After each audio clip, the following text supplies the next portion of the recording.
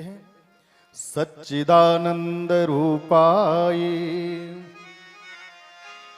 विश्वोत्पत्त्यादि Hathaway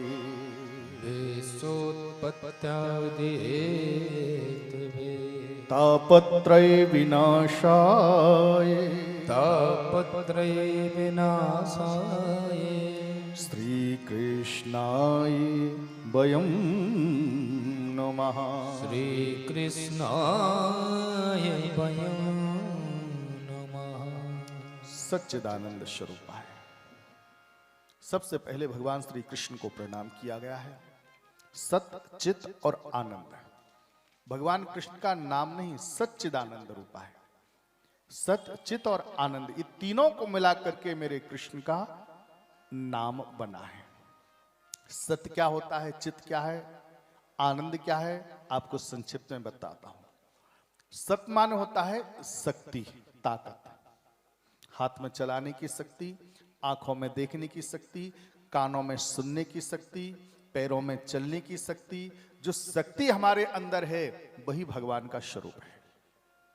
और जिस दिन आंखों में देखने की शक्ति नहीं बचेगी ना, आंखों का कोई महत्व नहीं होता है। हाथ को चलाने की शक्ति नहीं बचती ना, तो हाथ का कोई महत्व नहीं होता।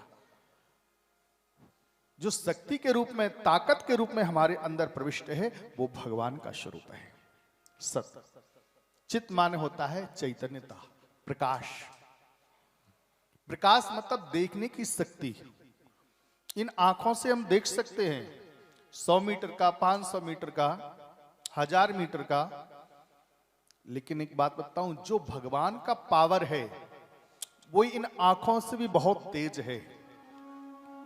जैसे बिना आंख के भी हम देख सकते हैं। कैसे?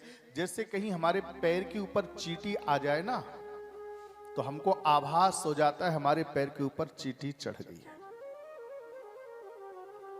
वो चित, वो चैतन्यता, वो प्रकाश, वो परमात्मा का ही स्वरूप है, वो भगवान का स्वरूप है। सत्य माने शक्ति, चित माने प्रकाश, और तीसरा स्वरूप है भगवान का आनंद। आनंद क्या होता है? आनंद कोई बाजार में जाकर के आप नहीं खरीद सकते हो। आनंद, जब व्यक्ति को सच्चा आनंद आता है, आपको बताऊं, तब व्यक्ति केवल 2 काम करता है, या तो रोता है या फिर हंसता है। जब उसको सच्चा आनंद आता है, बहुत खुशी होती, तो व्यक्ति रोता है या फिर हंसता है। और अगर कहीं दोनों ही एक साथ में मिल जाएं और विशेष ज्यादा खुशी होती है, तो फिर व्यक्ति क्या करता है? फिर रोता भी है, हंसता भी और नाचने भी लगता है। ये आनंद का स्वरूप है। तो सच्चा आनंद कहां मिलता है? बोले सच्चिदानंद की शरण में बैठ करके। सच्चिदानंद स्वरूपाय विश्वोत्पत्त्यादि हेतवे। वो भगवान श्री कृष्ण करते क्या है? बोले संपूर्ण संसार को बनाते हैं। ब्रह्मा जी बन जाते हैं, संपूर्ण संसार की रचना कर देते हैं। और वही परमात्मा क्या करते हैं? फिर विष्णु बन जाते हैं, और विष्णु जी बनकर के पूरे संसार का पालन भी करते हैं। और फिर वही परमात्मा क्या करते हैं? महाकाल बन जाते हैं, तो संहार भी कर देते हैं। व्यक्ति के जीवन में तीनों चीजें आवश्यक है। जन्म भी आवश्यक है, मरण भी आवश्यक है, और प्रचलन भी आवश्यक है। ये तीनों चीजों की आवश्यकता है व्यक्ति के जीवन में। तो विश्वोत्पत्त्यादि, संपूर्ण संसार को बनाने वाला है, पालन करने वाला है और उसका संहार करने वाला है, वो है परब्रह्म परमात्मा भगवान श्री कृष्ण। तापत्रय विनाशाय, एक भगवान का विशेष काम है, आपको बताऊं। मेरे भगवान श्री कृष्ण, ये भागवत जी है क्या? भगवान श्री कृष्ण का वाङ्मय स्वरूप है। भागवत जी जो भगवान का साक्षात कलयुग में स्वरूप है। और भागवत की जो शरण में आ जाता है, जो भागवत की पांडाल में बैठता है, उसको 3 सुख मिलते हैं। कौन कौन से सुख मिलते हैं आपको बताऊं? भगवान 3 दुखों को उसके दूर कर देते हैं। कौन कौन से 3 दुखों को दूर करते हैं? संसार में 3 दुख हैं, आपको बताऊं। सुख तो 7 हैं, पर दुख केवल 3 हैं। 7 सुख कौन से? सबसे पहले सुखों को हम जाने। पहला सुख, पहलो सुख निरोगी काया। पहला सुख है हमारा स्वास्थ्य अच्छा हो। पहलो सुख निरोगी काया, दूजो घर में हो माया, तीजो कुलवंती नारी, चौथो सुत होवे आज्ञाकारी, पांचो सुख बास सुवासा, छठमो पंडित पासा, सातों मित्र होई धनी रे, ए जग नाही बहुत तेरे। तो पहलो सुख निरोगी काया, सबसे पहला सुख है हमारा स्वास्थ्य अच्छा। अच्छा, और दुख कितने हैं? 3। कौन कौन से दुख हैं? सबसे पहला दुख है, दुनिया में 3 दुख हैं और 3 दुख में से एक दुख हमारे पास जरूर रहता है। अब आप कहोगे 3 दुख कौन से हैं? तो आप देखना 3 में से हमारे पास कौन सा है। और पक्की बात है एक दुख तो हमारे पास रहता ही रहता है। कौन कौन से हैं 3 दुख? कोई तन दुखी, कोई मन दुखी, कोई धन बिन रहत उदास।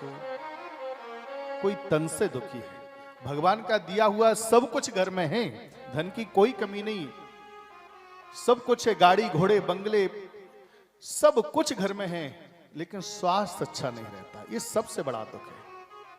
एक बार धन नहीं है तो चलेगा, लेकिन स्वास्थ्य अच्छा नहीं है तो बिल्कुल भी नहीं चलेगा। सबसे बड़ा दुख होता है।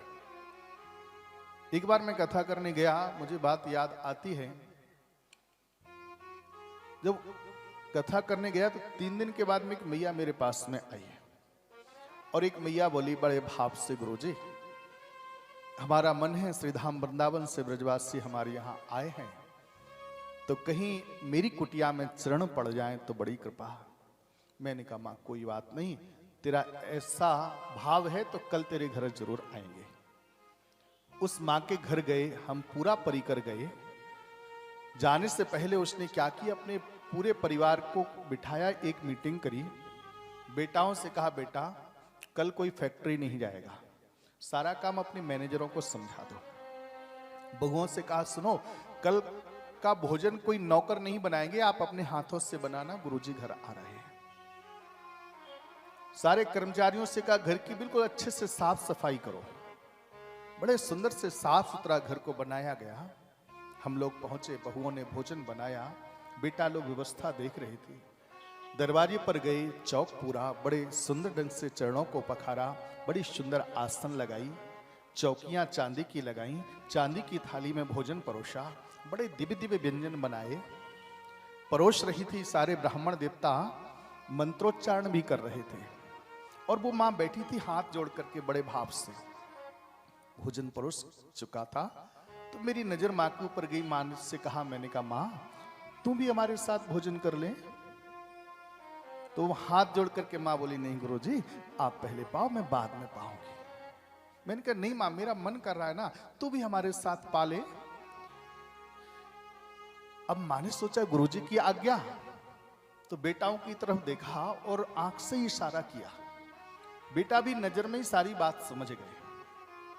बेटा गए तो जाकर के मां की थाली लेकर के आए, और जब मां की थाली लेकर के आए तो आपको बताऊं, पता हमारी थाली में थे 56 भोग, पर उस मैया की थाली में क्या था, मूंग की दाल का पतला सा पानी और जौ के आटे की एक चपाती, बहुत पतली सी।